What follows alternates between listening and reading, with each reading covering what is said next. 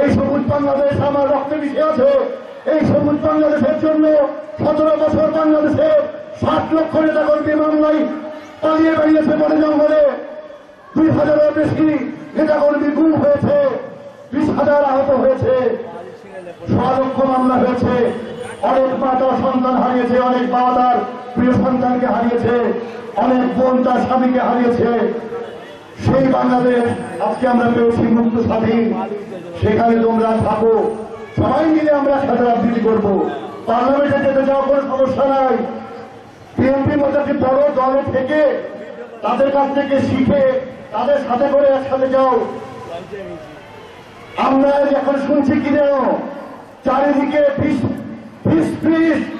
ক্ষমতায় আসবে কে? চারিদিকে ফিস ক্ষমতায় আসবে ধানের শীষ। চারিদিকে ফিস ক্ষমতায় আসবে ধানের শীষ। এটা তারা বুঝেছে। আর যদি বুঝে থাকো তাহলে আমাদের সাথে থাকো। জামাতকে নিয়ে লটর পটর করো না। এই জামাত লটর পটর দল একবার এদিক যায় একবার ওদিক যায়। চারিপাল্লায় যখন ফ্যান একটু এদিকে তখন ঝুলে পড়ে দিকে, মানে আওয়ামী লীগের সাথে 86 নির্বাচন করে ঝুলে পড়েছিল। আবার ফ্যান যখন এদিক হয়ে গেল বিএনপির সাথে ক্ষমতায় থাকলো। আরে বিএনপির সাথে ক্ষমতায় থেকে তো 18টা সিট পেয়েছিলাম, আর একা ইলেকশন করে 3টা পেয়েছিলাম। লাফাচ্ছ তরপাচ্ছ, কাতারে দোহাই বসে ষড়যন্ত্র লাগাচ্ছ মার্কেট স্টেট ডিপার্টমেন্টের সাথে। ওরা তোমাকে ক্ষমতায় বসাবে না। বাংলাদেশের মানুষ আগামী 50 বছরও জামাতকে ক্ষমতায় বসাবে না।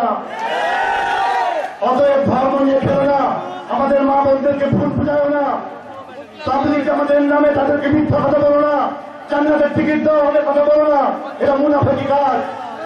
পৃথিবীতে হযরত মুহাম্মদ সাল্লাল্লাহু আলাইহি ওয়াসাল্লাম ছাড়া আর কারো বেহেশতে যাওয়ার টিকিট নাই।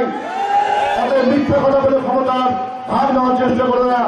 সেই জন্য বলছি, মানে সোজা পথে এসে সবাই মিলে আমরা একটা সুন্দর বাংলাদেশ করি, সবাই মিলে একটা ভালো বাংলাদেশ করি, একটি উন্নত মর্যাদাশীল জাতি হিসেবে মানচিত্রের তুলে দাঁড়ায়।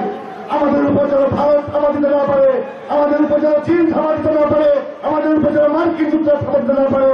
আর ইউনূস সাহেব ক্ষমতায় বসেছেন জনগণের ব্যান্ডেড দিয়ে। বেশি কথা বলবেন না, ক্ষমতার লোভ কিন্তু খারাপ। লোভে পেয়ে বসেছে হয়তো আপনাকে, সেখান থেকে বেরিয়ে এসে আপনি আপনার সম্মান রক্ষা করুন।